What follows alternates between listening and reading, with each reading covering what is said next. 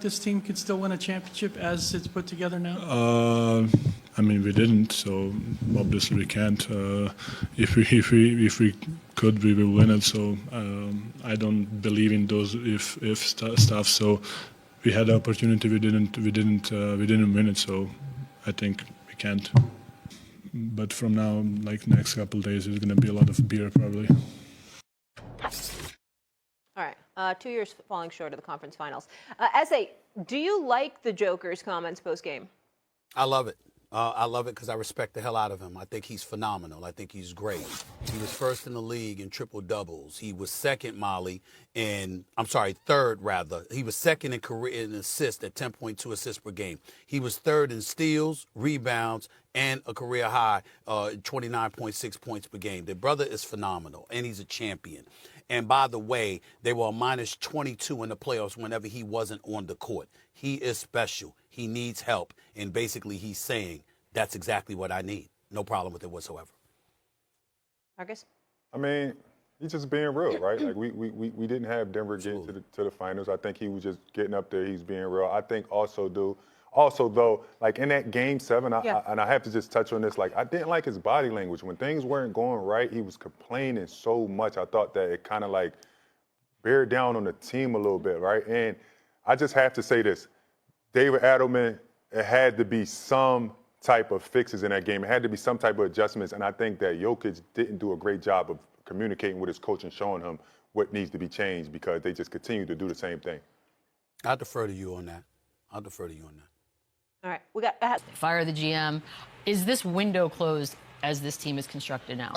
Well, I'm going to have to go to my analytics, guy and see what we can do with the money. But when they had role players like Bruce Brown and KCP, Jeff Green, for instance, those guys actually really helped, right? They alleviated a lot of pressure off those guys. I would not want to give up on the Nuggets just because I'm kind of infatuated with, the Murray, Jokic pick and roll. They put me out of the playoffs. But I'm going to say they need to do some work in getting some role players that can help. I know Christian Braun is great. Peyton Watson is great. Russ was obviously good for them, but I think that's the department that they really need to take a deep dive in. Yeah, he makes a good point. Like when they lost Bruce Brown, I just remember that parade when they won the championship. He's coming back.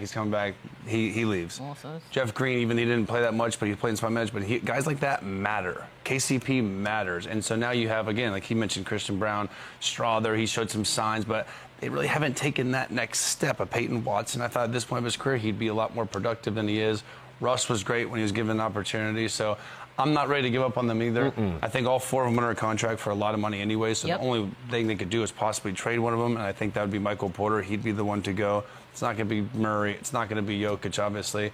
Aaron Gordon, I think, showed that's someone who I want in that locker room. But Porter is the one I think the fans kind of grew frustrated with. He was very inconsistent. He shot extremely ineffective from the field this series. So I know he was playing through an injury, too, with his shoulder, but I think if they had to make a move, they have some picks. It would be Porter and some picks to kind of better that roster. And because the window is closing. Jokic is he's getting older. Jamal Murray's so this window is this team is built to win now.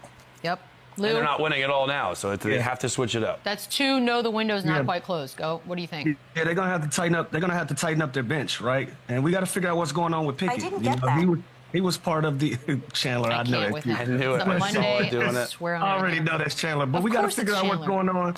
We got to figure out what's going on with Pickett. He was part of the reason of the firing.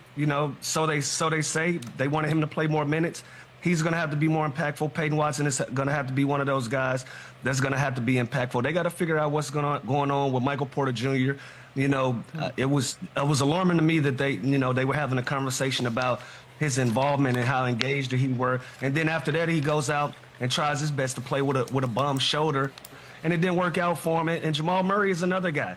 If you're gonna be the Robin to the Batman, or the 1A, 1B, or the second option, he has to play better. We got to take these tags off of these guys, the play out version of yourself. Like, you have to be consistent at all times. And so those are some of the things that they're going to tighten up on. But again, you got a guy like Nikola on your team. You always have an opportunity to win big, to go deep into the playoffs. But all of the pieces around him, they're going to have to tighten them up if they still want their window to be open. And so as they're constructed right now, I don't see it, but I'm sure they'll make some moves that'll put them right back in the position to be there next year. Seems to be the assumption here. I don't think this is a panic this summer, and like they just No. took arguably the best team in the NBA, the youngest, the most set up team for the future, to 7 games. And they had chances to win it in game 5. did. They literally, this is not like a panic situation. Again, this team is built to win now. They ran into a really good young team. It took them 7 games. So again, they have just fired Malone. They have some decisions to make now on Adelson, but this team is still in a really good situation. Adelman. I know. I was about to make fun of you, but I need you to correct yourself before. Jamal Williams. Jamal Williams. Wait, what? Let's talk about Adelman, because he took over with 3 games left in the regular season. The most logical time, really, for you to fire a coach. Do you think he's earned the chance to come back? You think they're going to try to go get some, I don't know, bigger name? Yeah, I guess there's more vet names out there. You look across Yes. who's available, and again, But- I think the NBA, the head coaching, it's just a cesspool. They just keep hiring and firing. So I'd like to see them give him a chance. I'd like to see them or go and give like a Sam Cassell or someone that hasn't had the opportunity yet, that can relate to players. It's a players coach that also obviously is great with his X's and O's and development and all that. I think that's what they should do, and I think he's done enough. I think Jokic has his trust, has his respect, and like I said, this team is still in a great position. And so I think this is more of they're going to have some heart-to-heart conversations. They're going to meet with Jokic, obviously. I feel like that has a lot of impact. I would think so, right? I mean, if Jokic likes him. But he didn't, again, he just took the best team left to 7 games. Like, no reason to panic. And he came in with 3 games left. So, my bad, Lou. I didn't mean to cut you off. I'm new to this. Do your thing. You the guy in charge today, man. You the one. I'm in your seat, man. I'm wearing the Air Forces over here and everything. Hey, listen. I'll take the day. You do your thing. Trust me. Can I take your paycheck? No, listen. I think. Look, I'm gonna skip over that. But I think you did a great job. You know, the only thing for me is I don't know if you necessarily want Joker to be the guy in the huddles every time that we're seeing him on camera, being the most boisterous and the person that's leading these things. So I think they give him another opportunity, but I think they also play the field as well and see who else is out there. Who do they feel like they can get them over the hump? You know, like Chandler just mentioned, I would love to see a guy like a Sam Cassell, who's been an assistant of mine and a personal friend, get a shot. I don't know if this is the job, but I wouldn't mind him getting a shot anywhere in the NBA, you know. So I'm sure they're going to do their due diligence. And Chandler just mentioned it, man. They just took the best team in the West that everybody's considered them being the best team to 7 games. So you don't overreact, you don't panic, but there are a lot of areas that they can clean up, and coaching as well. I think they'll look at him and give him another opportunity, and if they feel like they can get better at that position as well, I'm sure they'll do it. I mean, he deserves his flowers, dude. I mean, there's 3 games left. The GM got fired. The head coach got fired. He came in and actually looked like he had somewhat control over the situation over there. So I give him a lot of credit. I personally didn't know that he had that ability, but after watching some of his sets, his plays, how he coached, being blown out, coming back from being blown out, I was extremely impressed. I think that's your guy moving forward. Yeah, what you can always fire him later if you don't. You see San Antonio just went with the young coach. Memphis went with the young interim coach. Their interim coach. Yeah, Doug Christie kept the job in Sacramento, so there's something to count for that relationship and that kind of foundation that they already have. I have a question about that really quickly. How much does the team, the organization, whoever the powers that be, are they on site enough to see the sort of chemistry or how a player and a coach gets along? Like, for example, if you were to come watch them and it seems like everybody's kosher and we're all good, does that mean he has a better shot at keeping the gig? For sure, I think so. I think as long as the locker room has a lot to say with that, and if it's a fun environment and it's, again, you trust that guy, you're run through a wall for that guy, of course that helps. So if you have a personal relationship where this guy can coach you, he can jump you, he can say whatever you want to on the court, and then you know it's not personal, 100%. So that kind of relationship, if he has that with the guys, whether that's in shoot-around or meal or training room or on the flights or the buses, whatever, that 100% matters when you want to, you know. Hello, xin chào tất cả mọi người. Hôm nay mình sẽ dẫn mọi người gấp một chú cún long lanh nha. Mời cùng bắt tay và gấp với mình nha. Đây là những dụng cụ mà mình đã chuẩn bị để mình làm nhé mọi người. Mình đã chuẩn bị một cái kéo và một tờ giấy nha.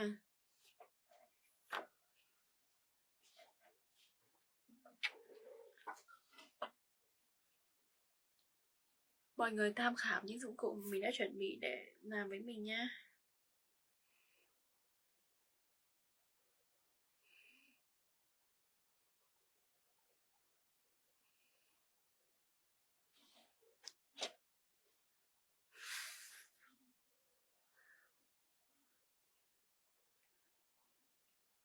Bây giờ mọi người cùng bắt tay và làm với mình nha.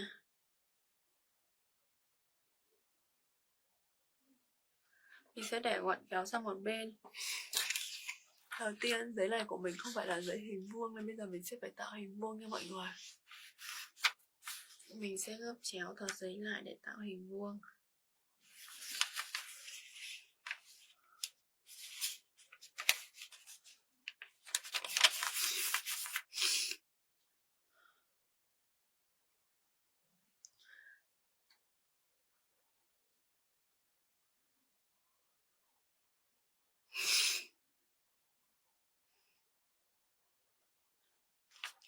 Tiếp theo là mình sẽ dùng kéo mình cắt đi nha.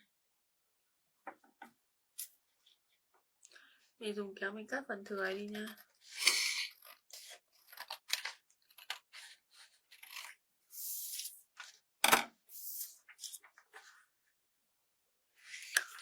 Vậy là mình đã được một hình vuông như này rồi nha.